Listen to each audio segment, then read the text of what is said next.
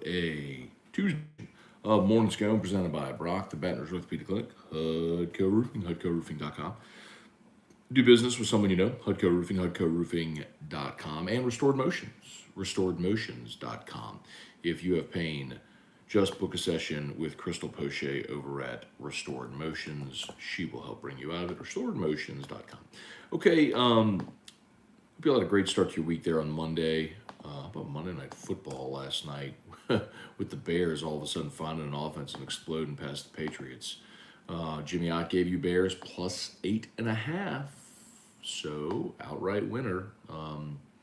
Another hit for Jimmy on primetime games, where he is now, I believe, on Otterlocks 9-2 on primetime games, picking primetime games on Otterlocks this year.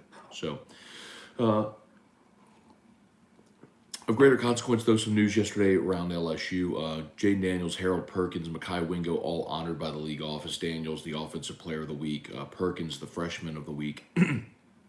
Mekhi Wingo, the defensive lineman of the week. And we're going to talk more this week about talked yesterday about Harold Perkins. Today on AFR, we'll talk more about Mekhi Wingo, who, man, deserves a ton of credit because that Mason Smith injury could have been cataclysmic for this defense, but Mekhi Wingo is a very different type of player than Mason Smith. Stepping in and having the start to the season that he has really has been incredible. He is, if you pull up LSU's defensive statistics, by far the leading tackler among defensive linemen.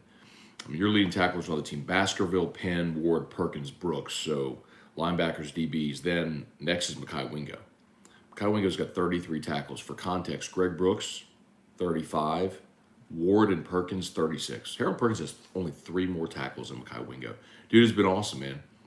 So active from the interior. He's got 2 sacks, 2 pass breakups, 2 quarterback hurries, a forced fumble. He's been really awesome on the interior. What a very pleasant surprise he has been. And when you think, you start to look forward to next year, you'll get Mason Smith back, and you'll have Mekhi Wingo back as well. You have both of them, which is pretty exciting to see. So, talked yesterday a good bit about Harold Perkins and Jaden Daniels as well, but great honors for both of them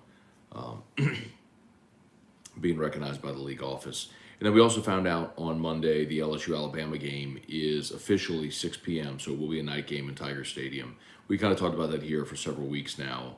When it, especially after Tennessee beat Bama, it became apparent Tennessee and Georgia would meet as a top 5 matchup. Looks like it'll be number 1 versus number 3. So Georgia against Tennessee will be the CBS game at 2:30. That means LSU Bama 6 o'clock ESPN, which is awesome. So you'll get a night game in Tiger Stadium, which we haven't got to see that yet for an SEC game. The closest thing was Mississippi State. That was a 5 o'clock kickoff, so it finished at nighttime. But it's one of those weird days where ESPN did a triple header. So, all right, we'll say some good mornings here, y'all. Pelicans are back on the floor tonight. Jameis Winston sounds like he's getting healthy, and Dennis Allen may have a decision to make this week on who he's going to start at quarterback for the Saints against the Raiders. The Raiders are not very good either, but they come in even with their shortcomings as a 2-point favorite in the ball game. So, a lot going on. And then, of course, the World Series is going to start later this week also. Alex Bregman against Aaron Nola should be a lot of fun. Not sure who's going to get the ball at Game 1 for the Phillies. I would assume it would be Nola. I don't know if they've made that determination yet, but, I mean, he's their ace, and I would assume he's going to get the Friday is Game 1. Let me see. If they've decided.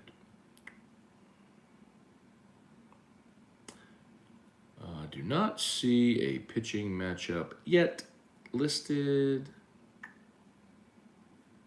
Okay, but I would assume it'll be Nola Game 1.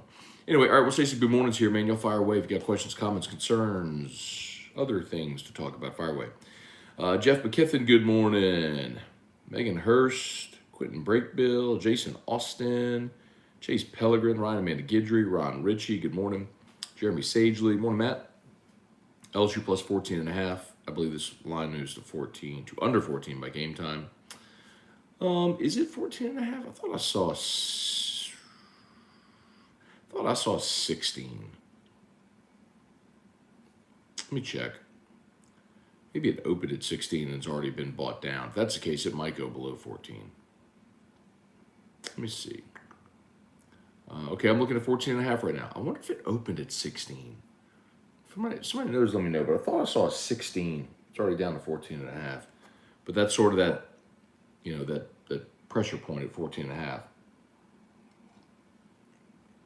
If you're going to take the Tigers, now's a good time. Especially if it was at 16, because if it was at 16, it's already down to 14.5. You better believe it's going to go lower. May end up going higher. Again, once there's value, it'll get bought back up. But we'll see. Hong Tam Nguyen, Jaden Daniels has officially entered the Heisman conversation. No, he hasn't. He doesn't even have Heisman odds because he's on a 2-loss team. So let's see. I'll read you the updated Heisman odds right now. Yeah, he's not even on this list of 20 some odd Heisman candidates. This was updated Sunday. Yeah, he's not even on here. CJ Stroud minus 110, Hendon Hooker plus 200, then big drop. Caleb Williams plus 1,200, Blake Corum plus 1,400, Bryce Young plus 2,000, Bo Nix plus 3,500, Stetson Bennett plus 4,000, Jahmyr Gibbs plus 4,000, Drake May plus 4,000, Max Duggan 5,000, Spencer Sanders, Sam Hartman, DTR, DJU, Adrian Martinez, Will Anderson, Jordan Travis, Jalen Daniels from Kansas, Bijan Robinson, Michael Penix, Jordan Addison, Nicholas Singleton, Tyler Show, Mayan Williams. That's it. Those are the only ones with odds. So no, Jaden Daniels is not in the Heisman conversation at all. But if he comes back, he will be in the preseason next year. Joey Vincent, Trivia Carter, Greg Self, Mike Stogner, Wendell Norman, Brad David. Today on AFR, will you talk about LSU Alabama matchup, or we will still recap Ole Miss? No, we're kind of done recapping Ole Miss. So we'll have Peter Burns on today, as we always do on Tuesdays. We'll have Sean Salisbury on. So I probably will talk to Sean a little bit about Jaden Daniels and how he progressed, like specifically Jaden, what he's doing well. We won't really start, I believe, to get into the LSU-Alabama matchup until next week. So it might be more just about looking at LSU this week, but not so much looking back at the Ole Miss game. Jesse Brown, good morning. Don Clue out, 504. What's up, Matt? I see a dumpster fire happening at Texas A&M. I feel like a bunch of that great class they got last year might be in the portal. Maybe. Maybe so. And I don't have any insight to tell you if those guys are leaving. I'm not around A&M day to day to know.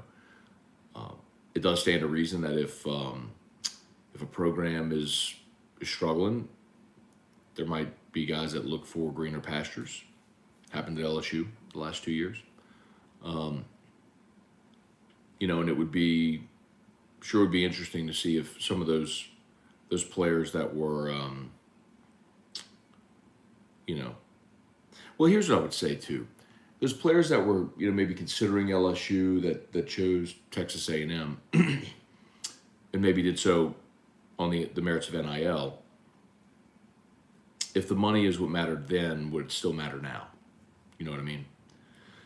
If A&M could pay more to keep them there, I know that's not supposed to be how it works, but it's kind of how it works. Oops. I don't know if we tweeted this yet. So, but yeah, I think Texas A&M would be interesting to watch this offseason to see how that may go.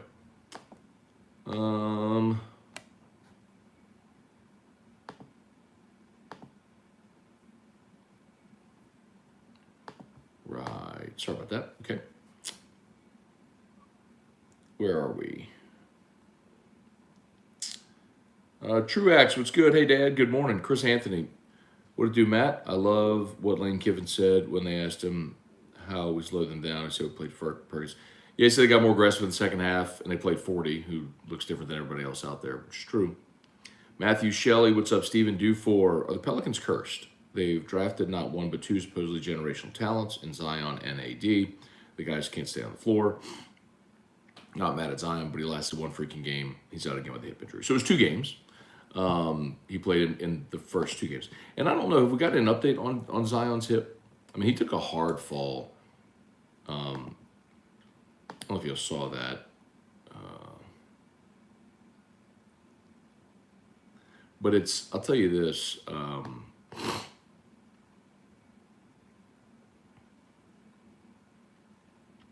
right, here you go. So Willie Green yesterday during his media availability said Zion, B.I., and Herb all questionable for the game today against Dallas.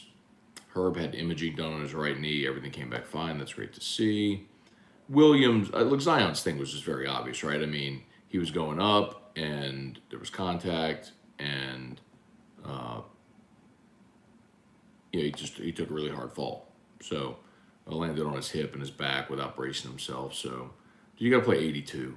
I mean, few guys make it through and play all 82. So, you could say, all right, I'll rest him. If he needs a week, then you rest him a day, and let him get healthy, get some mobility back in there, let that swelling go down, and get it back out there. Forrest Wilkinson, do you think Dennis Allen will legitimately be on the hot seat this season? Yeah, Forrest. I mean, look, I'll put it to you this way. I think we're conditioned to see the NFL through the lens of Sean Payton, where he was such a model of consistency for 16 years. But I think the reality around the NFL is coaches don't last. I mean, coaches are hired to be fired, and the expectation is that you produce. And when this was a team that many had an expectation would go to the playoffs, if you finish 6-11, yeah, man, that's hard to. It's not like he inherited a terrible situation, right? I mean, he inherited a team that last year went 9-8, and that was the first time they missed the playoffs since 2016. So, and still had a winning record. So it's not like he inherited an awful situation. So things going downhill the way they did is a reflection of him.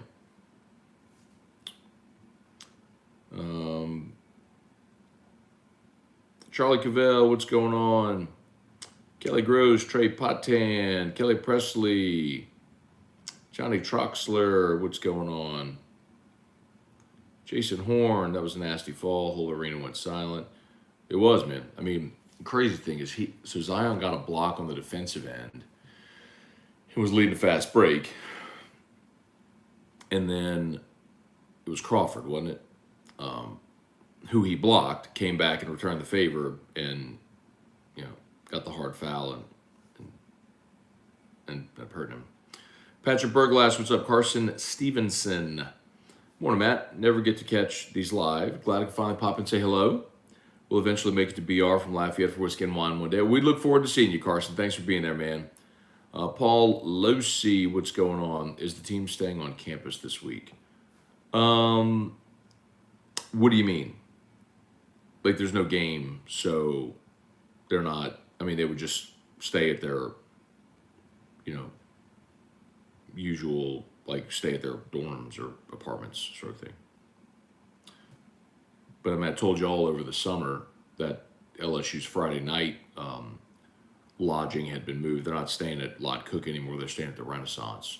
Apparently, Brian Kelly wanted, it was so crazy, because of the layout, he wanted to make sure that he could seclude his players. He wanted them to build a cross bridge so that they could access their, all the meeting rooms and stuff from the hotel rooms without having to go through the lobby and be swarmed by people. And also, he wanted Lot Cook to be, it was something like that, like a drawbridge or a walkway or something like that. Like a private deal to where the team could, and they're like, yeah, no, we're not going to do that. So they're staying at the Renaissance now. But I'm telling you, man, he is so meticulous, man. Every detail that you could think of, he's thought of. Brent Dugas, Jared Blanchard, South Carolina has a better record than A&M. They're ranked, yeah, in South Carolina. Shane Beamer's done a great job there. Buddy Bond, looked like the Aggies are falling apart players-wise. Yeah, I mean, Jimbo did announce that they've suspended 4 or 5 freshmen. It didn't really disclose why, and I don't know what that means necessarily, but I don't really care. I think you start to you concern yourself with that only if and or when players hit the portal, and so you look and see if it's players that LSU would be interested in. Jared Blanchard, any word on the early LSU Bama line? Yeah, we already talked about that a little bit earlier. It's 14.5 right now. So, and I want to say, I could be wrong, but I thought it opened at 16.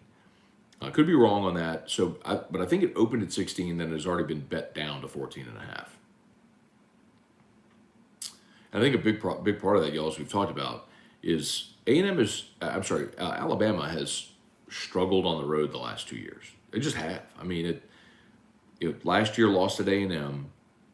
Florida had a 2-point conversion to tie them, and they should have lost at Auburn. I mean, we've talked about it, but if you go back and watch the end of that game, Auburn had him beat if Tank Bigsby stays in bounds, but he went out of bounds, stopped the clock, so Auburn ultimately had to give the ball back to Bama, and Bama ended up kicking the game-time field goal and won in overtime. Very reminiscent of 2014 LSU Bama, where LSU had that thing done. Stupid personal foul penalty. Anyway. It was Vidal Alexander. And then this year, look, they struggled at Texas. They lost at Tennessee. Arkansas was, I think, within 2 at one point in the second half. Both quarterbacks got hurt in that game, so who knows how that would have gone if both had stayed healthy. Maybe Alabama just rolls them, but it is fair to say, man, they have struggled on the road.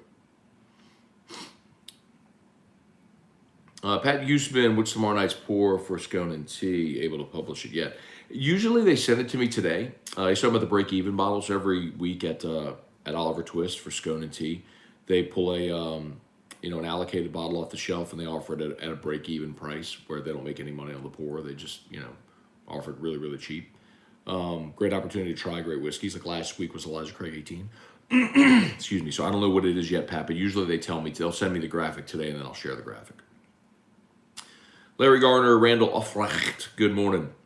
Should people get their hopes up for beating Bama? Sure, man. I mean, look, Randall, the thing I'll tell you is, you're a 2-touchdown home underdog. So let's not be unrealistic. They still have Bryce Young. They're still Alabama.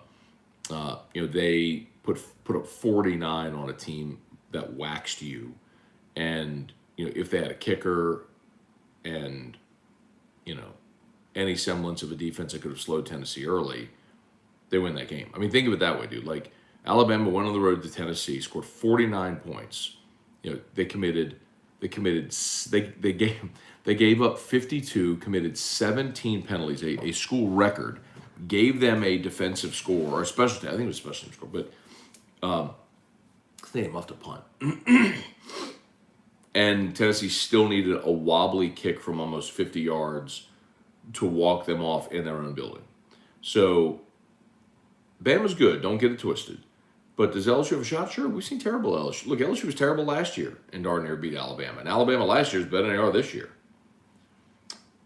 Jared Esprit, can't forget Major Burns returns as well for Alabama. Should, that's not been confirmed yet, but should return. Same with Garrett Dellinger. The bye helps. Getting those guys a little more rest. You know what, though, Jared? I'm going to be curious to see what role Major Burns would play because I'm not sure at this point you take Joe Fouché off the field. Greg Brooks is settled in as your nickel. Ward and Fouché are your safeties.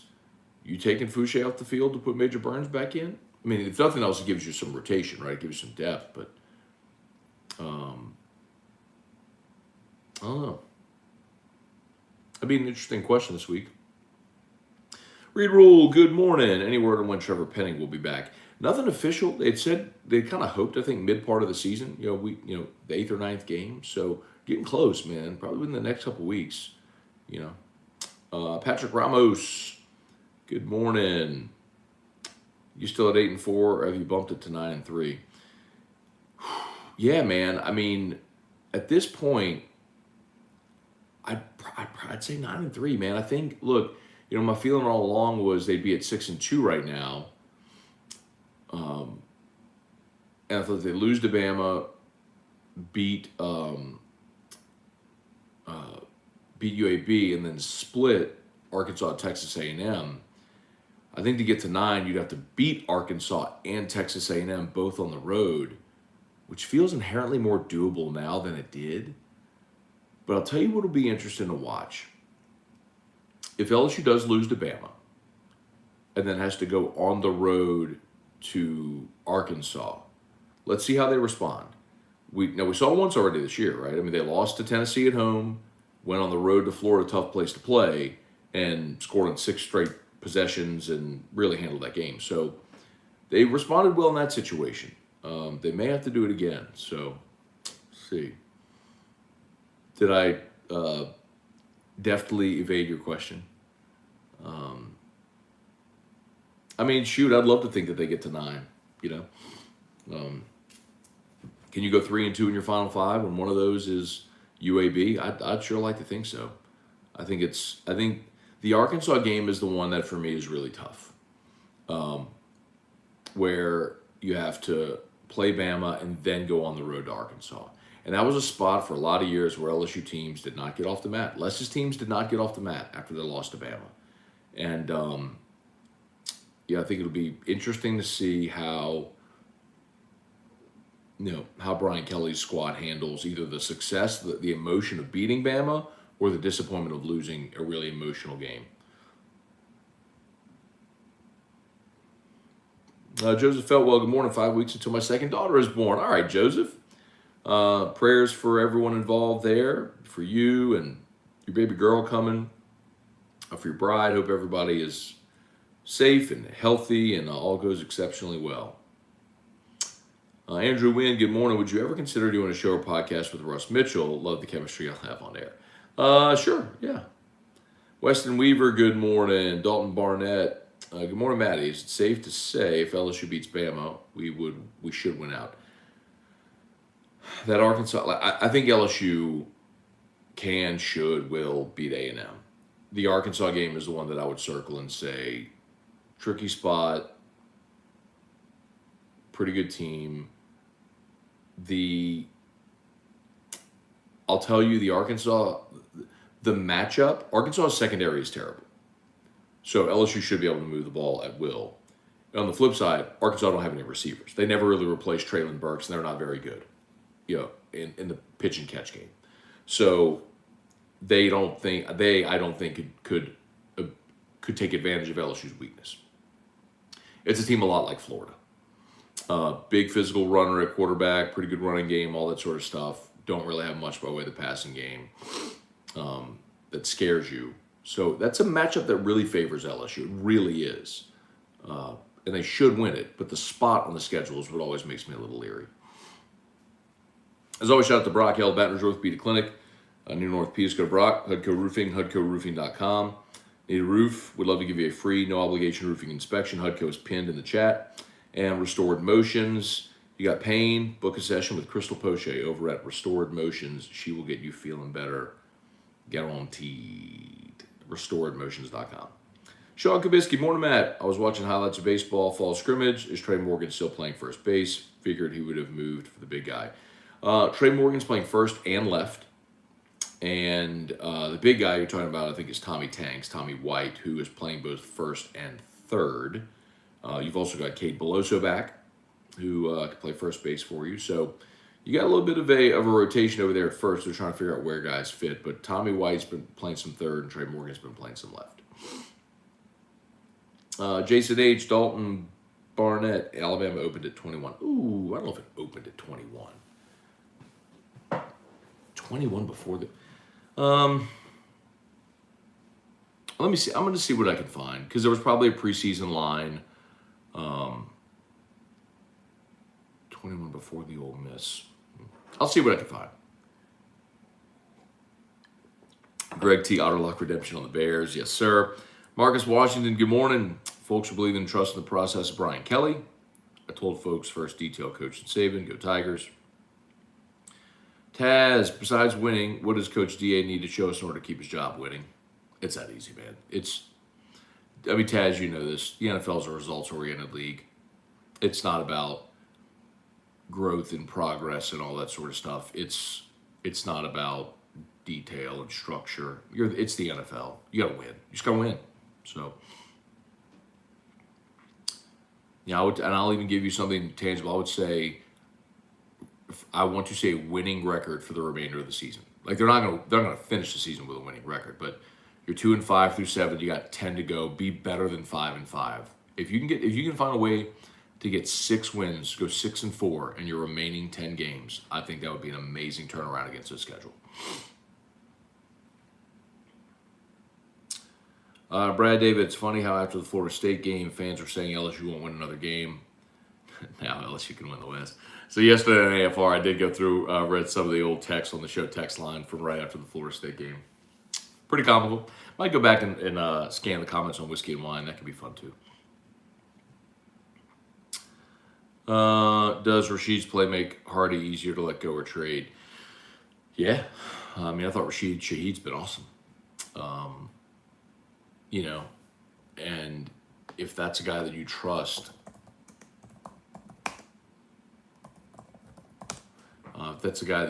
to return kicks as well, Deontay Hardy would be a tradable piece. His contract, so he hits restricted free agency after this year. So his market value,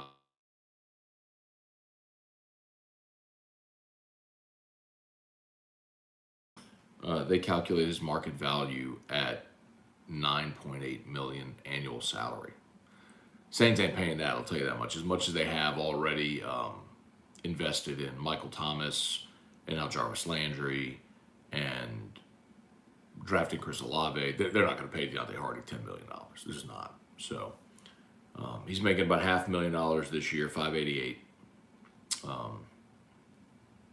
He's going to get paid by somebody. Ain't going to be the Saints, that's for sure. All right, YouTube, please smash that like button. Facebook, please like the page, share the post. 7:58, I got 2 minutes. Let's see. Where are we? Brent Dugas, Jared Blanchard, Buddy Bond, Colin Lawrence. How can we get people in the sideline seats to start showing up to games? Death Valley isn't Death Valley anymore. You can't, Colin. You know how? You have a night game against Bama.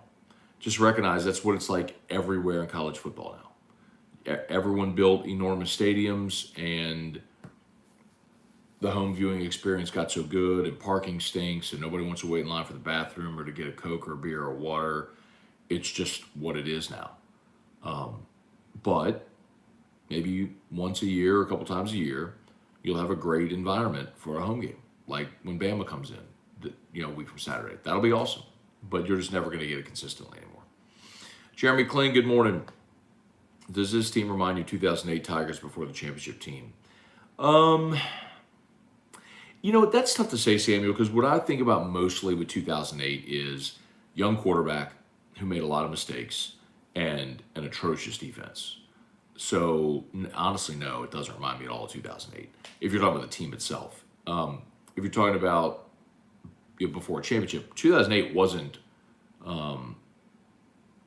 I think you mean 2018. I think you mean 2018, not 2008. 2018 is a better comp, yes.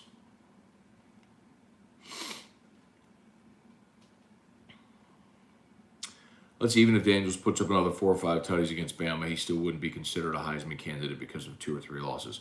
Correct, Jason. I mean, the only time that we've seen a player on a team that was not a title contender win the Heisman was RG3.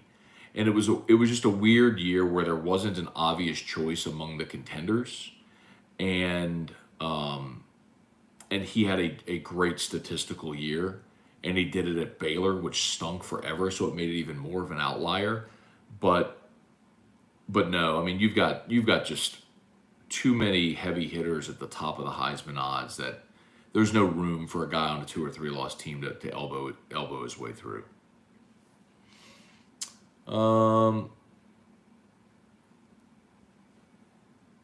Stephen Dufour, I gotta go, y'all. It's 8 o'clock. Oh man, Jason Horn. Wonder how Russ feels now. Yeah, he texted me on Saturday. He said, he's like, maybe I missed the mark. Neil Ripley, am I wrong, or is Harold Perkins not out there every play? He has not been, but They worked him in starting the third series of the game on Saturday, and he rarely left the field after that. Thad Landry, good morning. How good is 40? Hey, go check the AFR ESP, the AFR LSU YouTube. I'll have a video up on Harold Perkins later today. Paul Dykes, Ryan Amanda Guidry, good morning. Just about done. Y'all smash that like button. Paul Jean, what's wrong with John Emery? Tweaked his knee. Patrick, funny story about my last name. I've always pronounced it Ramos. I was in Ocean Lab at LSU. Professor corrected me on how to pronounce my own last name. Sounded a lot like T-Bob. Well, there you go. Then I'm going to say Ramos, Patrick. Trivia Carter, is Coach O being considered for Auburn? Heck no. Are you kidding me? Zero chance. Alabama opened at least 17. Yeah, that's what I thought I thought 18 was what I saw. But Eugene Sutherland, good morning. Long 3 to 4 years ahead for our Saints, unless if they can pop on a quarterback.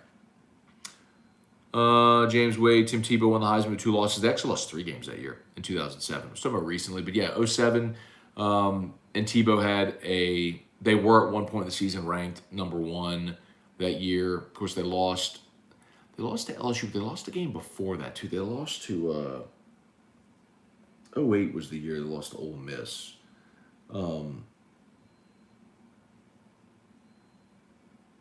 Dagnabbit. But they lost 2, and then they lost the bowl game to Michigan that year.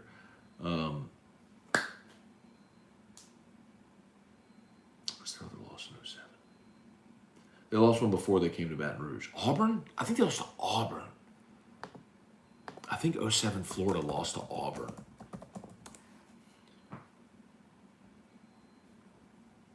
Oh, they lost 4th. The bowl game was their 4th. It was. They lost to Auburn the week before they came to LSU. That's what it was. They lost to Auburn the week before they came to LSU. So they lost to Auburn and LSU back-to-back. And then they lost to Georgia in the cocktail party. So they went 9-3 and then lost to Michigan in the Citrus Bowl. All right, y'all, I got to go. Y'all have an awesome day. Thanks so much for watching. As always, shout out to Brock, Hudco, Restored Motions. If you're on Facebook, all 3 are included in the description. And LSU Daily is already live, so please check out the LSU Daily podcast. AFR at 3. We'll see y'all then. Peace.